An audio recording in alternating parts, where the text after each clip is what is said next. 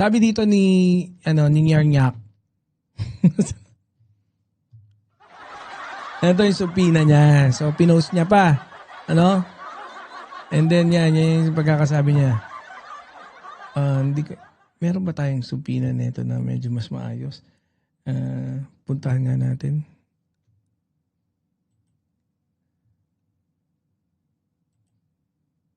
Hindi niya inano. Hindi niya pinost talaga ng ano. Ito sabi punta natin yung sinabi ni Attorney Jess Falsis. Sabi dito ni Attorney Jess, Vlogger Jack Argota got subpoenaed by the NBI and he's asking why there's no named complainant. FYI, the NBI can investigate on its own. Sumagot na lang bakit nag-post ng peking St. Luke's medical record ni BBM, walang takas sa cybercrime, patay ka. Patay ka, boy. Ha? Oh. Ito nga reaction nga natin itong generalan na to. Ito pinapayak natin to dati.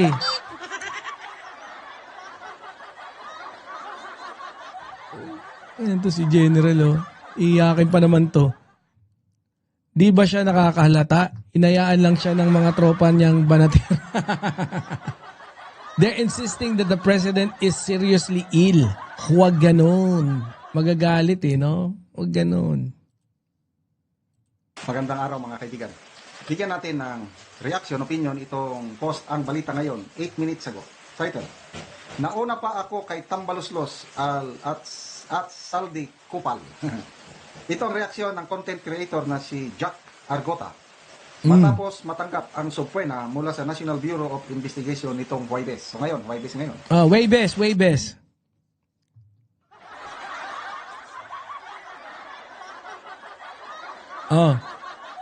Ito yung di ba yung sumasayaw?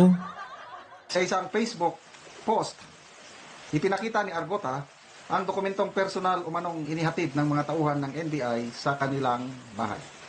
Sabi niya, may subpoena nako, sa wakas, dumating din. Salamat National Bureau of Investigation sa paghatid dito sa bahay. May maikling kwentuhan at tawanan. See you mga boss. Sabi niya.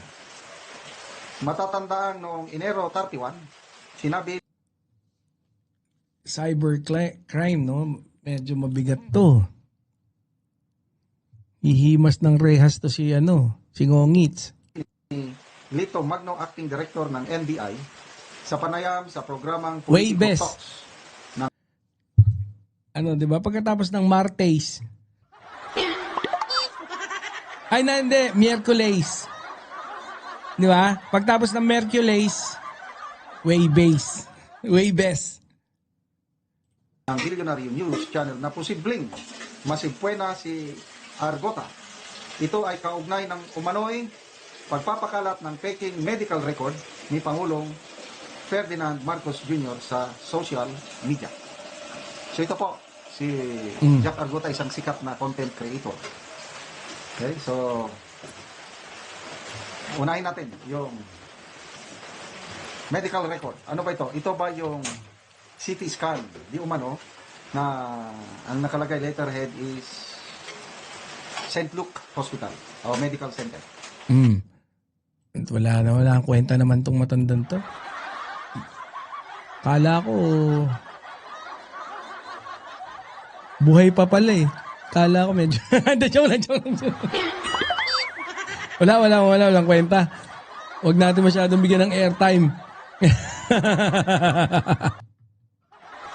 Sabi dito in the Philippines, in the Philippines, cybercrimes under in the Philippines, cybercrime under Republic Act number 10175, Act of 2012 are heavily penalized with conviction leading to imprisonment ranging from 6 years to 20 years and a fine of 100,000 to over 1 million depending on the severity and type of offense. Common penalties include prison, mayor for hacking, computer-related fraud, or identified theft while cybers. Okay. illegal access, hacking, computer-related fraud, cyber libel, ayan, so on and so forth. Tanong nga natin kung ano. Paano ko ba tatanungin? Cybercrime, low penalty in the Philippines. Cybercrime process.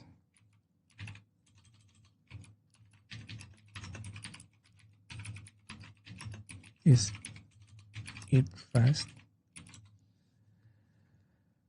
The cybercrime process in the Philippines is not generally considered fast, although the government is actively working to accelerate it through AI adaptation and improve agency coordination. While the legal framework exists, Data Privacy Act of 2012 and Cybercrime Prevention Act of 2012, victims often face long waiting times at police stations, 3 to 4 hours, and they... Di ko alam, ha?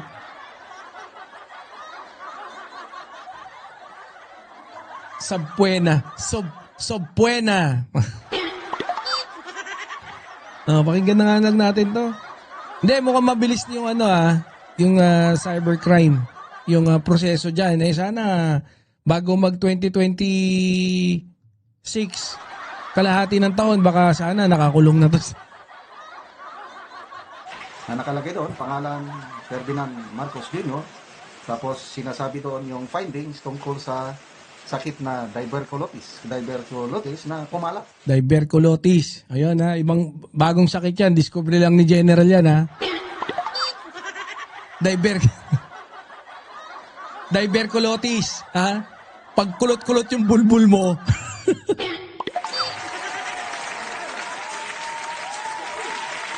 Yung Hindi. Pagka... Pag bulbul mo kulot, yun Diverticulot. Ulitin ko nga, baka mamaya tama naman siya. Diverculotis daw Marcos Jr. Tapos sinasabi doon yung findings tungkol sa sakit na diverculosis na kumalat. Diverculotis. So, pagka medyo kukulot-kulot yung nyo, di ba? Yun yun Social media na kung suriin mo yung dokumento at kung totoo yun, parang lumalabas na lumalala ang sakit ng Pangulo. Hanggang ang St. Luke's Medical Center nag-issue ng statement. St. Luke singular.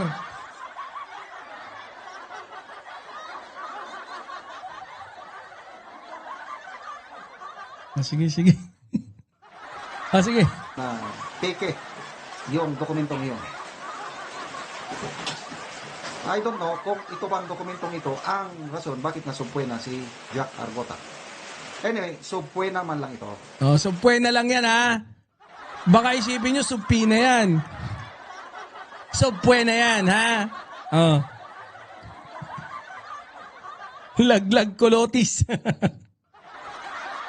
Hindi pa ito kaso. So, punta siya doon, magpaliwanag. Depende sa paliwanag niya kung siya ba ang nag-post.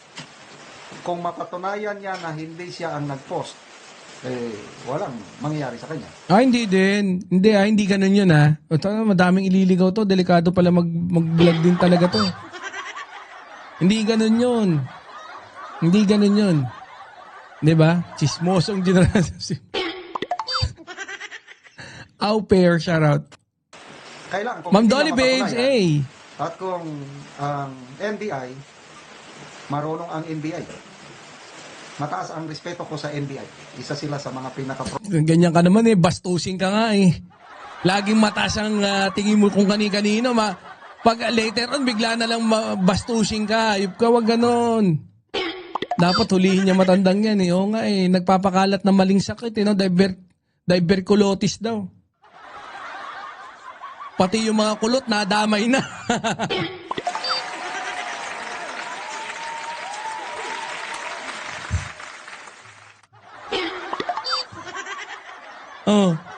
Pareho lang talaga ng laman ng utak nila.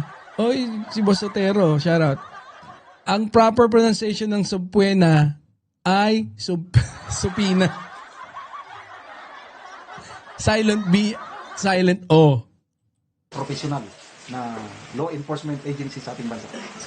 By experience. Malala ko mga last week, yung regional director ng NBI sa National Capital Region, kababayan ko mismo. Congratulations, Attorney Joel Tobera. Ma'am Christy Jam MG, watching from California, shout out. Naging estudyante ko noon, nung maestro pa ako sa high school. Kaya, mataas ang magagaling ang ating mga NBI agents. So, natuntun nila. Ano da? Magaling ang ating mga NBI agents. So, MBI daw eh. Ano ba? N o MBI? magaling ang ating mga NBI agents. Earn BI. Kasi bahala ka nga dyan. Tanong si General Moranas eh. So, natuntun nila. Oh. Kasi, mahirap kasi yung although hindi ko Ay, Ma'am Katrian na love. Shout out. Na siya. Bahala na siya Oh. Ang sinasabi ko, mahirap yung mag-post ng mga peke. Kaya ako, maingat ako sa aking binibigyan ng reaction vlog. Baka nagre-react ako sa isang faking. Bobo! Langya ka, oh. Yung ka na naman, eh. Puta, nagmamagaling na pala to? Ay, si Ma'am Katlab pala yon. Si Banat Boy Bland. Si Banat Bland. Miss you rin. Ay. Eto nga. Nanloloko pa tong no? Nanloloko ka pa, General Moranas, wag ganon, Hindi daw siya, maingat daw siya, hindi nagre-react. Ilang beses natin ni-review to, puro kalokohan ng pagbablog nito. 'Di ba? Kung maalala nyo, no, lalo na yung mga matatagal na dito, yung kinontent natin to, umamin to na gumawa ng masama. Talagang pangungulimbat ng pera. 'Di ba? America Chola. Yun yung ginawa nito. Mariretrieve ko kaya yun. Yung niya kay Makanas. Wait lang. Tingnan natin nga. Sinungaling ka na naman dyan eh. Anong maingat na naman pinagsasabi mo? Tapos nung binanatan natin to, biglang may nagsumbong sa kanya. Nakalimutan ko na yung pangalan ng isang DDS na vlogger. Na packet size. Kakarampot lang yung vlogger na yun. Nagsumbong kay Makanas. Ay, sabi niya, General, binabanatan ka ni Banat Boy. Tapos ito, nag-pray over. Pinagdasal ako. Sabi ka. Walang yan, no? Kasi nilagyan ko siya ng demonyo. Kasi pandemonyo talaga, umamin naman siya eh. Umamin talaga siya na na gumawa siya ng masama para makapagkamal ng malaking pera. Nasundalo na siya, Ganon yung niya. Sabi ko, nagulat ako. Ang tanong, sagot? Videos, movies, politics, inbox, pictures, database. Nako, wala. Hardly. Tapos mayaman pa daw si Maharlika. At sinungaling din talaga. Pag nandito yon, dali to.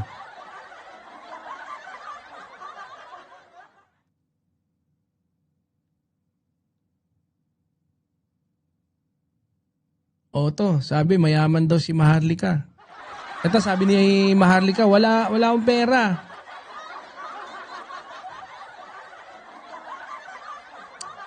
Asan na yung mga natin? So una muna, yung credibility ni Madam Marlica. Kasi ito parang pasabog.